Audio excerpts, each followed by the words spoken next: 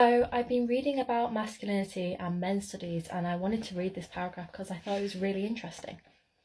Because of the unobtainability of the masculine ideal, it is argued there is a constant need for men to prove that they are achieving the goals of masculinity, and with it a permanent insecurity attached to manhood.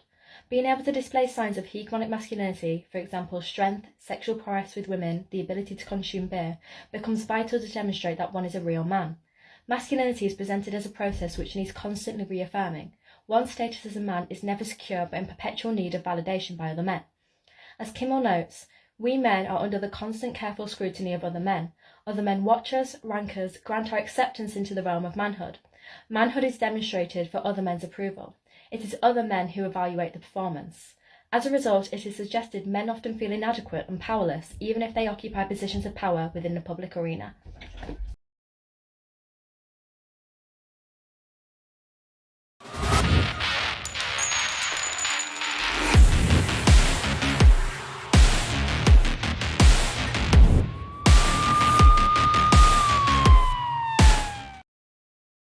Gentlemen, welcome back.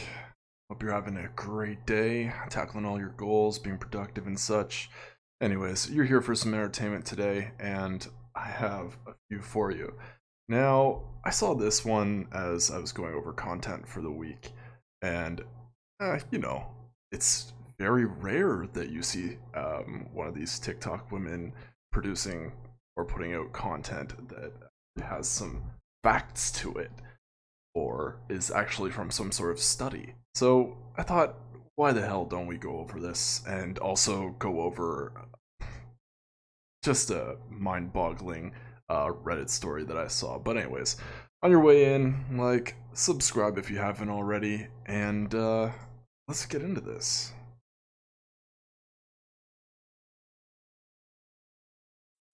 So I've been reading about masculinity and men's studies, and I wanted to read this paragraph because I thought it was really interesting.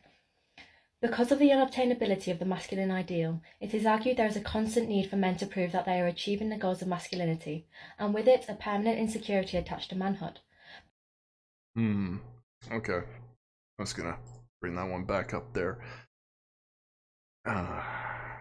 I don't really know what exact book she's reading, and I'm having a hard time reading it backwards, by the way. Somebody can go ahead and laugh at me in the comments for that. Theorizing gender? Oh, okay. Oh, so this is funny. She's a... oh my god. She's a gender studies major. Oh my god, that's hilarious. Um, there really isn't much to the masculine ideal, I find, so, saying that it's unobtainable is just kind of mind-boggling to me. The definitions of masculinity have been around for centuries, millennia, etc., etc. So, I mean, of all things, who's pushing us further away from reaching masculinity? Is it our fellow men or our fellow women? And with it a permanent insecurity attached to manhood. Being able to display signs of hegemonic masculinity, for example strength, sexual prowess with women, the ability to consume beer, becomes vital to demonstrate that one is a real man. Okay, I'm gonna bring that back again. Um, okay. Your amount of beer that you can consume apparently has something to do with your masculinity. Like, strength and sexual prowess with women, I absolutely get that. But I don't know. I personally, for me, I don't find it too amazing and masculine if you can slug down 50 beer at the local watering hole. Like, good for you. You're just intoxifying your liver and just hurting yourself. But hey, everybody enjoys a good drink now and then. Um, really doesn't it really doesn't qualify as being a real man. Either way, I think this is funny. Let's continue. Real man. Masculinity is presented as a process which needs constantly reaffirming. One's status as a man is never secure but in perpetual need of validation by other men. Okay, that's valid. I'm sure that when you watch our content, for example, you've probably seen Taylor's channel, and that's most likely why you're here, but you most likely look at him as, even if being a fictional red-pilled content creator on the tube, as somebody who's interesting enough, right? you're reaffirming your masculinity within him, within your peers around you, and I hope you have a good circle of friends. Okay. As Kimmel notes, we men are under the constant careful scrutiny of other men. And women, don't forget that. Other men watch us, rank us, grant our acceptance into the realm of manhood. Manhood is demonstrated for other men's approval. It is other men who evaluate the performance. As a result, it is suggested men often feel inadequate and powerless, even if they occupy positions of power within the public arena. Okay. Alright. Well, that's very true. There's some parts of this book that she's reading, and these little parts that I do agree with, I disagree with, but it makes sense. There is a pecking order that's the same, whether you're male or female. Gonna trigger the gender studies students out there, but I don't think any of you are participating in that if you're on our channels, honestly. Either way, it's really no surprise that men have a hard time gripping with things like that when women push us further and further away from male spaces. Well, I've been talking about that for a while. Anyways, let's get to the article. Not much time left, but either way. Am I the a-hole for asking my husband to stop waking up early to exercise while on vacation? Speaking of manly things, exercise. I mean, I get it. Women exercise too, but I definitely consider it inherently more male and part of the male psyche. You just think of bodybuilders, you think of men, think of most athletes, you think of men. It's just, it is what it is.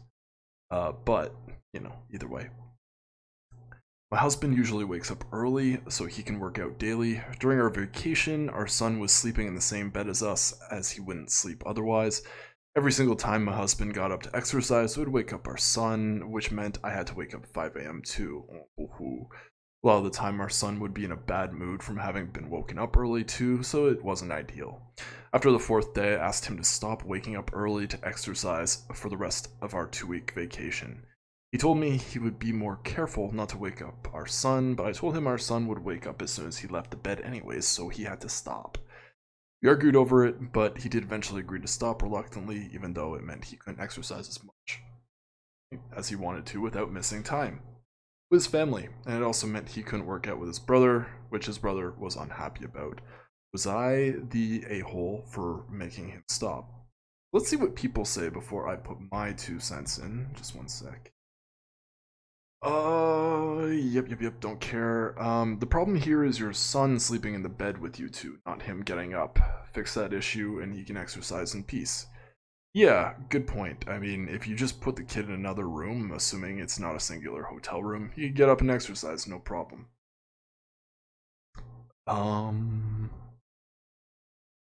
Yeah, set the gym clothes up somewhere else, like in the washroom. Okay. And this one's like, not the a-hole because vacations are where we're supposed to take a break and relax a bit. Listen, even I do. I mean, when I'm on vacation, I try to walk as much as possible because I don't get in as much walking in a day as I usually do. I get most of my physical exercise when I go to the gym because that's just how life is for me. But when I'm on vacation, I try to walk as much, and sometimes that includes waking up earlier to get that done. Really don't think this person is an a-hole at all for just wanting to be healthy. Perhaps his wife is not the healthiest and does not exercise, so I don't think she currently understands that you gotta do it when you gotta do it. I feel like instead of asking the internet, the two of them should have just discussed this and been like, oh hey, well, you need to wake up and exercise here so that, you have enough time to enjoy the rest of your vacation. Or maybe do it at night, or come to some sort of conclusion itself. But for some reason, they feel the need to consult the internet about this, where healthy communication would be just the two of them talking it out. But now your phone's gonna blow up. These people are gonna be like, yes, no. Your husband's probably gonna see it while you're on vacation. It's gonna cause even more stress. I'm assuming this is actually, yeah, I mean, this is 3 weeks ago, but that could cause a bit of a rift in the vacation. Anyways, the lesson that I wanted to pass on, gents, is women wonder why we are trying to prove ourselves and be more masculine, yet they detest it when we do.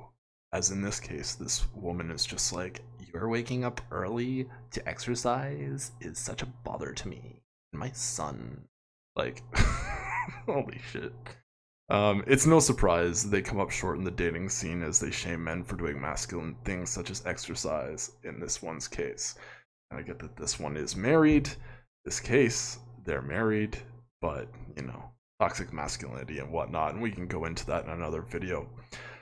Anyways, friends, do your due diligence when it comes to this kind of stuff. Don't marry a woman who will criticize you for exercising at any time of the day. Until next time, thanks for watching.